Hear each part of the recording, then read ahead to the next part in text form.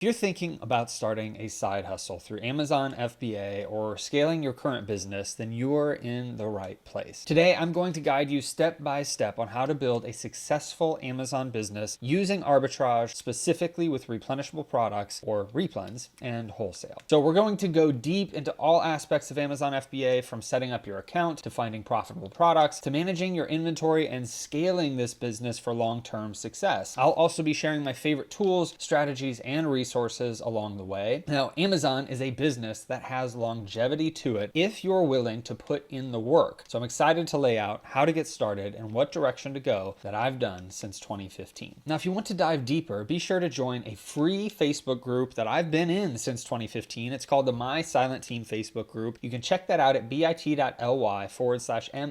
group. That link will be below and in the description. And also, if you're a more advanced seller or you're looking for a motivated community of sellers that is a more small and intimate community, then you can check out my high-level community at askjimmysmith.com/legends. You can apply to join there. Now, before we dive deep into the practical steps, let's take a moment to discuss why Amazon FBA is still the best e-commerce opportunity out there right now. First, Amazon dominates the e-commerce landscape. With millions of active buyers daily, the Fulfillment by Amazon or FBA model allows sellers to focus on sourcing and selling products while Amazon handles all the heavy lifting, from storing your products to shipping to handling customer service. Now, the benefits of Amazon FBA include: 1, access to Amazon's massive customer base. There are over 300 million active customer accounts on Amazon. 2, Prime eligibility. Products stored in Amazon warehouses are eligible for Prime shipping, giving you a competitive edge, meaning that they will show up to customers quicker and allow you more rotation for Amazon to give you visibility over other sellers that aren't in the Prime program. 3, there's no need for warehousing or shipping on your own personal end unless you decided to build your business that way. Ultimately, with FBA, Amazon stores, packs, and ships these products for you. 4, scalability. Whether you're selling 10 units or 10,000 units, Amazon's infrastructure supports your business growth, whether you're small or you're growing into a multi-million-dollar enterprise. Now, I know you may have heard that selling on Amazon can come with risks, especially with private label businesses, which requires more upfront investment, and it can take longer to become profitable. That's why in this video, we're going to be focusing on lower risk methods, the ones that I've done since 2015, such as arbitrage, replenishable products or Replens,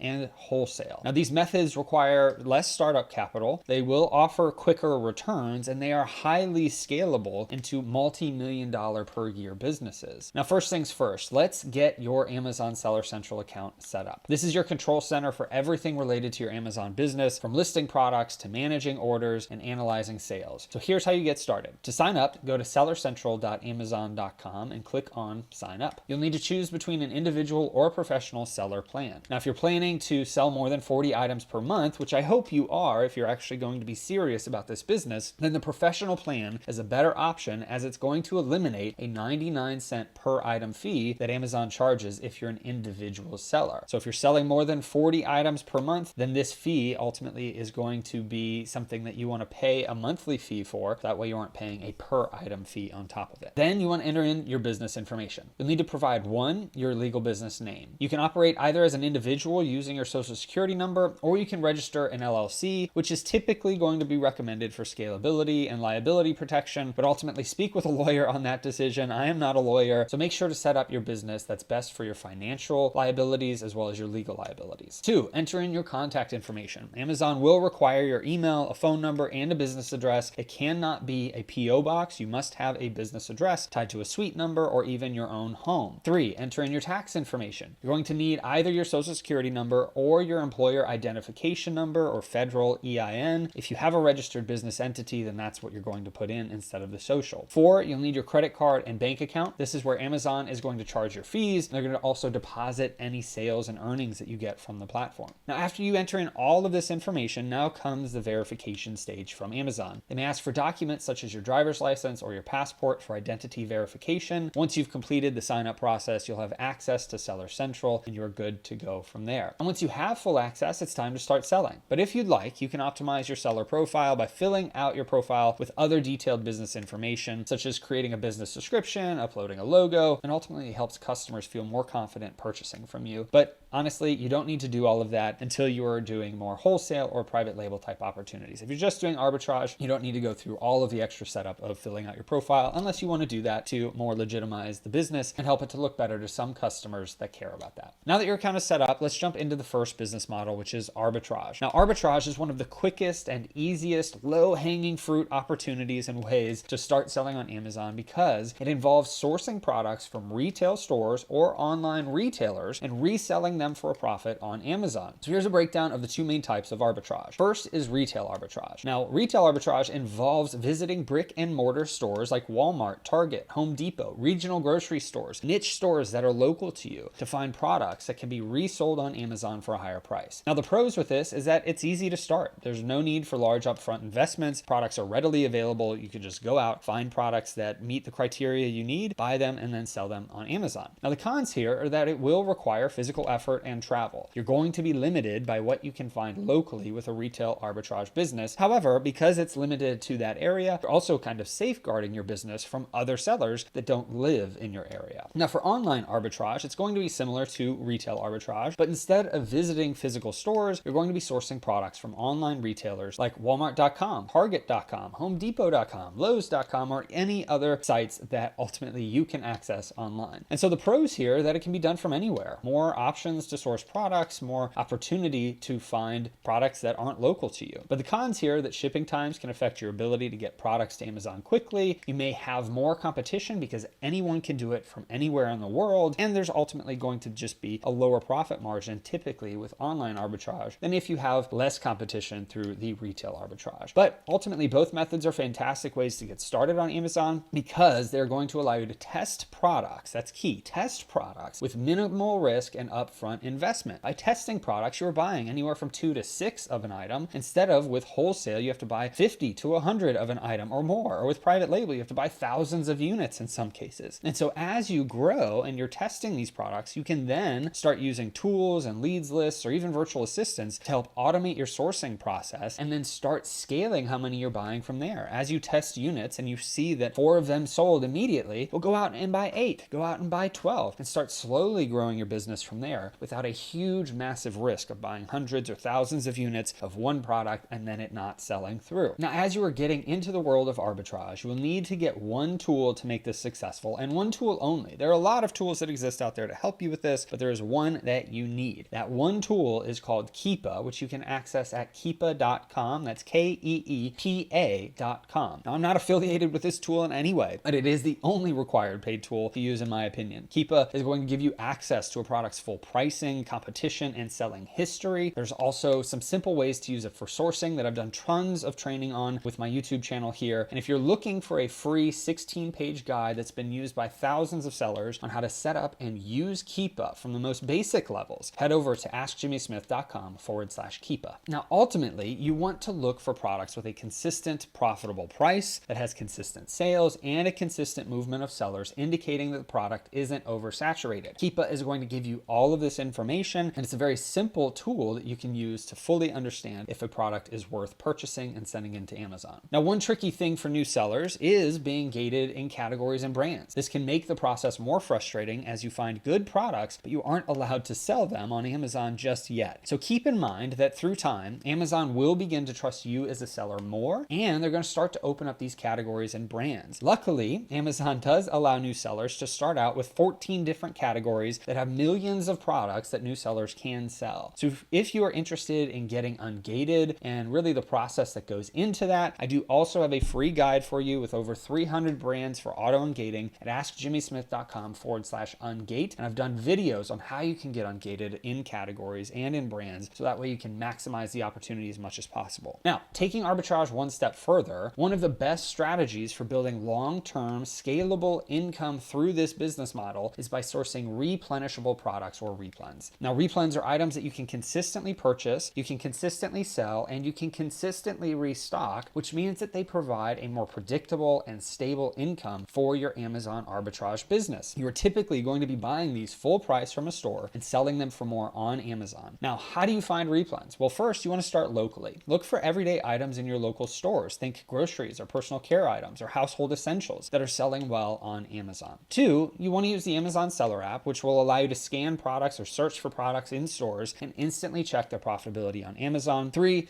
you want to focus on brand name products. Replens work best with products that have consistent demand, such as brand name shampoos, cleaning supplies, or snacks. Now, just because a brand is a smaller brand does not mean that they aren't brand name. And so you can also find some of your regional products, things that are local to just your area, that do very well on Amazon, that customers that don't live in your area, for instance, I'm in Orlando, Florida. If I were to move to Washington or another state, I can no longer buy Orlando products. However, if I'm a seller and I put those on Amazon, people in Washington or Missouri or in Maine, they're going to be purchasing these products from me if they like them. And so you can look for any types of brand name products out there. Now, 4, riches are in the niches. And if you have a niche that you care about, such as art supplies or music supplies or pet supplies, start looking for items from your favorite niche stores. Because if you know more about these products, then you're going to have a better chance of finding products that you can list on Amazon. Now let's talk about some key benefits of Replens. First is consistency. Once you identify profitable Replens, you can continue sourcing them, providing a recurring revenue stream. Typically with arbitrage, the way most people have taught it for years at this point is by going out and finding deals and finding products that are on clearance. And as you do that, you have to consistently be looking for more clearance products. Now, what's difficult about that is a constant grind. You cannot start growing and scaling your business through clearance products unless you build a huge team to do so. And so Replens will give you that foundation. Look at it as building a house. Each brick that you put into building a house ultimately helps to grow that house bigger and bigger. And each replen is a brick in that house of your Amazon business. And so that's the goal of being able to build some consistency that you can rely on. Yes, Replens will go away. Yes, you're going to have some drop off for many different reasons. But ultimately, if you can find products that are full price, you can send them into Amazon, you are then building something that is much more replenishable than the typical arbitrage methods of clearance selling. Now, scalability. As you grow, you can stock larger quantities, allowing you to increase your profits without consistently having to find new products because you found ones that work, that sell well, and you can go buy more of those. They also will typically have less competition. Many sellers will focus on those hot products, those clearance items, those deals, but Replens typically are going to fly under the radar, meaning you often face less competition because you're not going to be dealing with all of the hot sales or the hot items that are doing really well. You're looking for those stable brands, those stable items that you can buy over and over again and send into Amazon over and over again. And once you found a few reliable replenishable products, you can build a strong foundation for your Amazon FBA business. The key is to continually test and scale what works. Let's shift gears a bit and talk about wholesale for a minute because I know a lot of people are interested in this and it's one of my favorite, if not my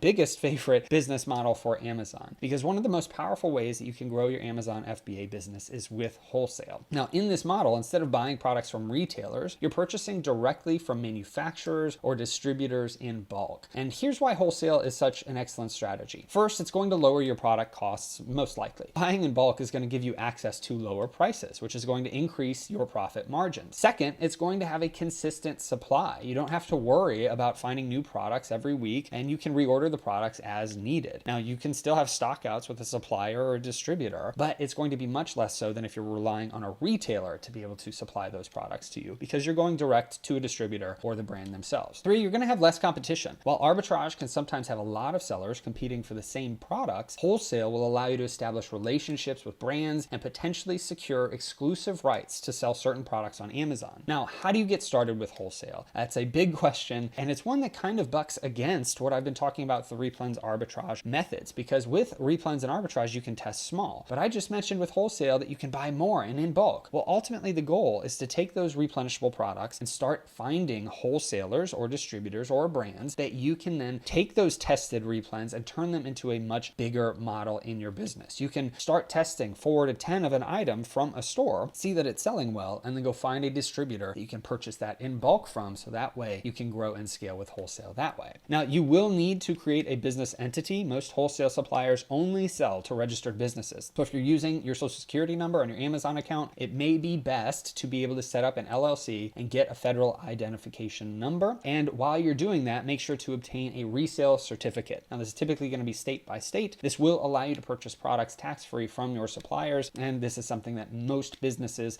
require to be able to purchase from them. Now next, as I mentioned, you want to turn your Replens arbitrage products into wholesale accounts. You don't want to spend a ton of time at first looking for wholesale suppliers on new products. Instead, you want to take your Replens knowledge and reach out to your best brands to find a distributor or work with the brand directly. This is a great way to get started in wholesale because you don't have to set up a whole new model that ultimately you're reaching out 100 times a day to new brands. Yes, that can work, but it's always best to start with products you know, like, and trust, and then you can start an outreach program of prospecting for wholesalers in the future if you decide to double down on this method. Now that you understand the different models, let's dive deeper into the sourcing process and how to evaluate products to make sure they'll be profitable on Amazon. Now, whether you're doing arbitrage or Replens arbitrage or wholesale, product research is key to success. And so here's how you're going to evaluate potential products. One, you can use the Amazon seller app. This is free. It comes with the account. When you're outsourcing, doing retail arbitrage or even online arbitrage, you can always use the Amazon seller app to search for your products. And you also will be able to check the current price with the Amazon seller app, comparing the price that you can buy the product for in store with the current selling price on Amazon. In the app, you're also going to be able to see the FBA fees. Amazon does take a percentage of each sale, and the app will show you the fees. Typically, the fees are around 40% of the sale price. And then finally, profitability. The app is going to be able to calculate your estimated profit